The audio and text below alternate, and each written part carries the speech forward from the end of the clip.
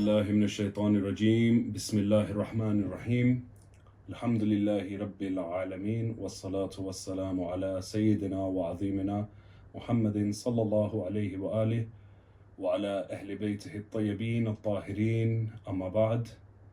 Brothers and sisters, Assalamu alaikum wa rahmatullahi wa barakatuh. Today we're going to be talking about the Sayyids, their history, and we're going to begin by talking about the literal definition of the word Sayyid. In Arabic, you have a general usage of a word and you have a specific usage of a word. The root words or the root letters of the word Sayyid surmounts to the word Sada. So, Ar-Rajul Sada Qawmih, a man who led his people. Now, certain variations of the meaning of the word Sayyid can include master, chief, leader. Now, Sayyid has been used in a general sense and in a specific sense. So, I've mentioned the general sense to you, but what is the specific sense? Allah subhanahu wa ta'ala is As-Sayyid al-Mutlaq, which means that Allah subhanahu wa ta'ala is the master of all masters, or As-Sayyid al-Sadat, Sayyid of all Sayyids. Which means that Allah subhanahu wa ta'ala, by the virtue that people taught the religion of Allah subhanahu wa ta'ala to the people, Allah subhanahu wa ta'ala, not in its entirety, but as a part, delegated certain parts of this mastership to his certain servants of his, who then relayed the message of Islam to people. And by default, these people became the masters and sayyids of their people.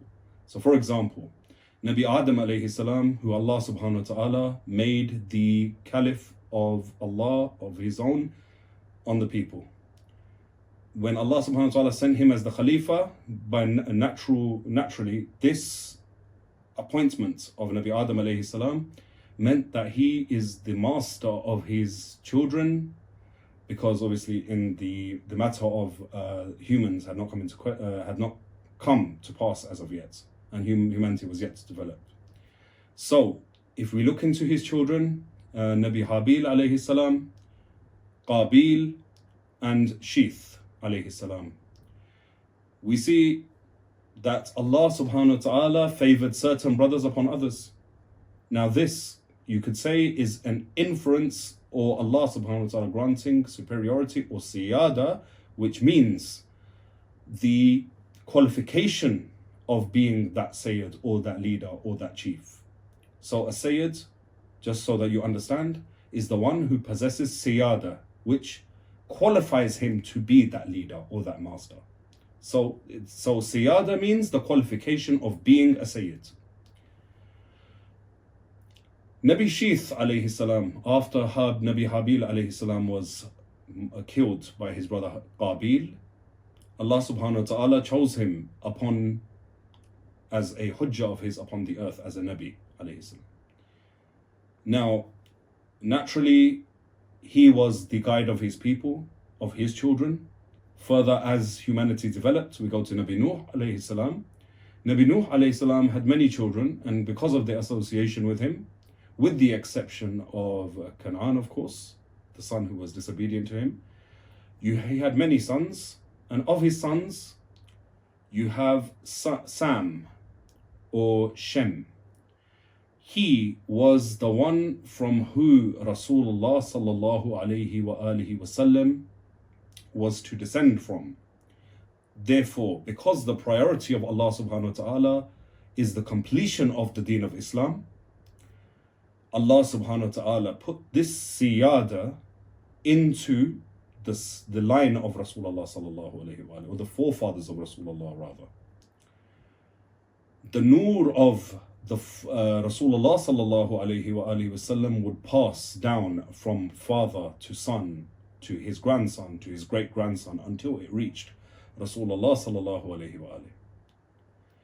Now, this siyada, when it dispersed between two brothers, for example, you have Nabi Ismail alayhi salam, and you have Nabi Ishaq alayhi salam. One is the forefather of Bani Israel, and one of them is the forefather of the Arabs, or the Arab al-Musta'araba, or the Arabized Arabs, we will talk about that later inshallah. Nabi Ismail alayhi salam, by the virtue that he was the forefather of Rasulullah sallallahu alayhi wa alayhi, was his descendants and his children achieved a siyada over the children of Nabi Ishaq alayhi salam by the virtue that they had Rasulullah sallallahu alayhi wa alayhi coming from their line. However, this did not nullify completely the siyada of the children of Nabi Ishaq alayhi salam. Now, as this came down, we could see it dispersed further. From Quraysh, you have Banu Hashim. From Banu Hashim, from which point the Islamic law recognizes the Sayyids. This is a key point.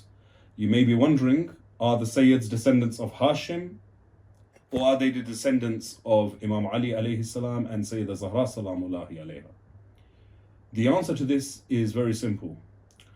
As I explained earlier, an element of Siyada remains with Nabi Ishaq alayhi salam.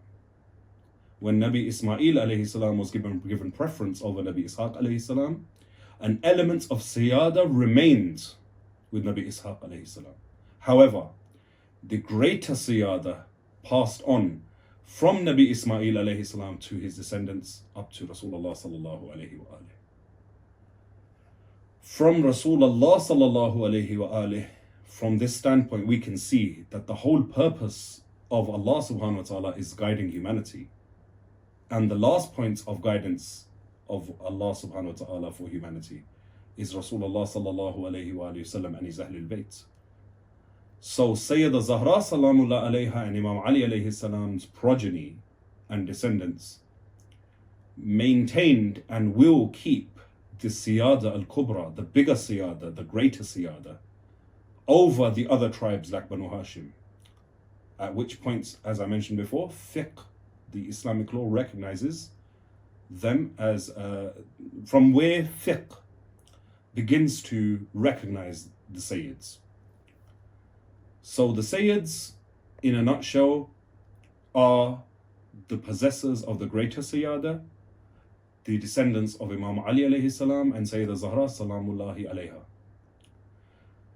I hope that you will join us in the next episode as well, where we will go into more details and more history about the Sayyids and why this topic is important in its many aspects. Wassalamu alaikum wa rahmatullahi wa barakatuh.